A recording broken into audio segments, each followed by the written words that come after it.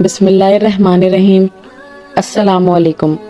حضرت سلیمان علیہ السلام کے والد حضرت داؤد علیہ السلام کے دور حکومت میں مسجد اقصی کی تعمیر شروع ہوئی۔ حضرت داؤد علیہ السلام چاہتے تھے کہ اس مرکز پر ایک ایسی عالی شان عبادت گاہ تعمیر کی جائے جو مسلمانوں کے لیے مقدس ترین اہمیت کی حامل ہو، لیکن حضرت داؤد علیہ السلام اپنی اس خواہش کو اپنے ہاتھوں پورا نہ کر سکے اور بیت المقدس کی دیواریں قدم آدم تک بلند کر کے چھوڑ دی تھی۔ چنانچہ مسجد اقصی کی تعمیر حضرت سلیمان علیہ السلام کے دور میں ہی مکمل ہوئی۔ آپ نے اپنی تخت نشینی کے 2.5 سال بعد یروشلم میں اس مقدس عمارت کی تعمیر شروع کی جو مسلمانوں کا قبلہ اول تھی۔ حضرت سلیمان علیہ السلام نے انسانوں اور جنوں کو عمارت جلد سے جلد بنانے کا حکم دیا، چنانچہ 1 لاکھ سنگ تراش اس کی تعمیر میں لگ گئے۔ 30,000 افراد پہاڑوں سے پتھر تراشتے، 70,000 ہاتھی اور اونٹ ان پتھروں کو اٹھا کر لاتے، جبکہ دیو اور جنات کانوں سے لال، یاقوت، فیروزہ، زبرجد، سونا اور چاندی وغیرہ لاتے۔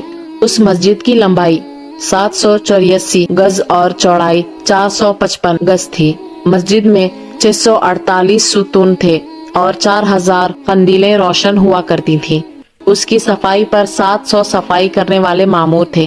مسجد کے صحن میں ایک ہشت پہلو مقام خبط الصخرہ کے نام سے ہے، جس میں رسول اللہ صلی اللہ علیہ وسلم کے نقش قدم ظاہر ہیں۔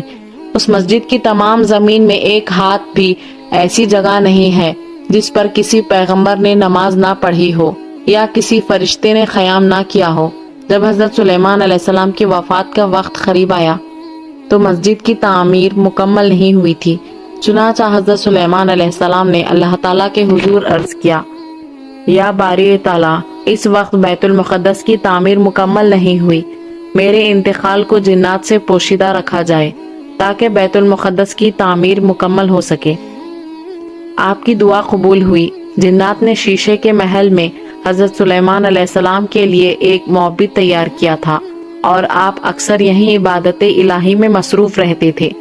آپ اس میں تشریف لے گئے اور اپنے عصا کے سہارے کھڑے ہو گئے۔ اسی دوران ان کے جسم سے روح پرواز کر گئی، مگر چونکہ ان کا بہت رعب و دبدبا تھا اور اکثر عبادت الہی میں مصروف رہتے تھے، اسی لیے جنات کو آپ کے انتقال کی خبر نہ ہوئی اور وہ آپ کو زندہ سمجھ کر کام کرتے رہے۔